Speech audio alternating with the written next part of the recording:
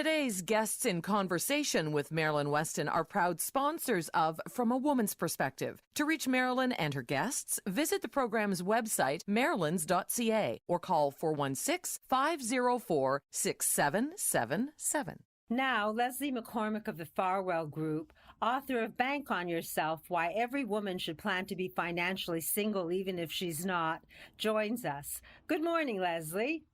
Good morning, Marilyn. What are we talking about today? We have talked a lot about CPP and when to take it because it's a very commonly asked question that we get. Surprisingly, very few people ask us about when to take OAS, or Old Age Security. Yet I would argue this is an equally important question, and it's what I'm going to talk about today. When to take OAS. And to do it, we're going to learn from Barb and Peter's mistake. I started working with Barb and Peter about 2 years ago. They're both now 69, and while still actively working, looking to retire next year when they turn 70. Peter's teaching part-time and loving it. Barb has her own successful business. When we first started working together, the first order of business was their financial plan. In our discussion, it came to light that as soon as Barb and Peter turned 65, they had started to take their CPP and OAS for no other reason than because they were eligible to do so. And they thought that it's what you did when you turned 65. The problem is they're both still working. While Peter actually does get a portion of his OAS and has part clawed back, Barb doesn't see any of her old age security. It is completely clawed back. For those who aren't aware, when you take OAS, if your income is above $81,761 for 2022, 15 cents of every dollar over that level is clawed back until your income reaches $133,141, at which point you don't get to keep any of your old age security. Again, Peter is getting a portion of his, and Barb isn't keeping any of it. And this is where I say if only. Barb and Peter didn't need to take their OAS. By default, they chose to. They didn't know any different. At the time they made the decision, the advisor that they worked with provided investment advice, but not really anything to do with financial planning.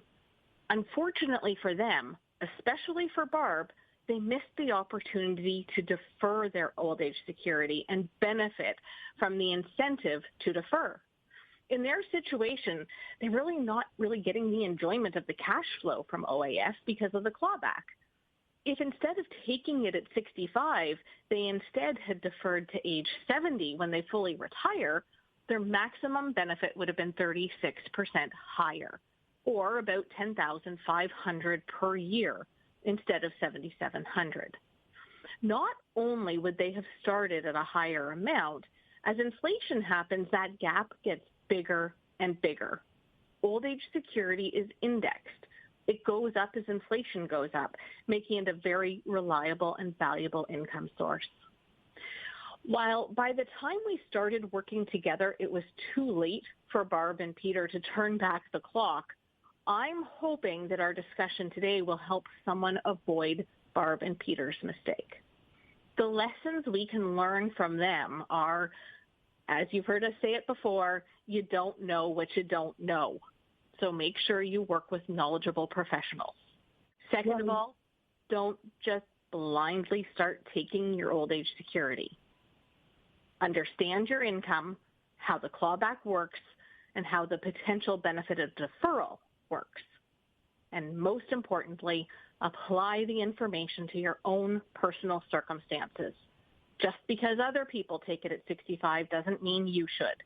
And just because someone else makes a decision to defer doesn't mean you should.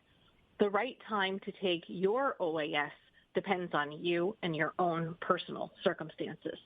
Well, I guess the natural question would be, if someone's sitting there and they want to know what their options are to defer or not when it comes to OAS, are they welcome to call you and get some information? Of course. They can give us a call at 416-863-7501.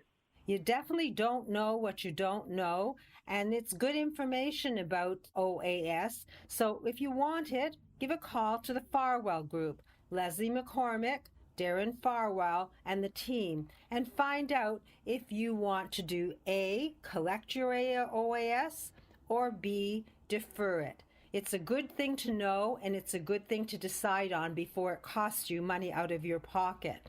416-863-7501.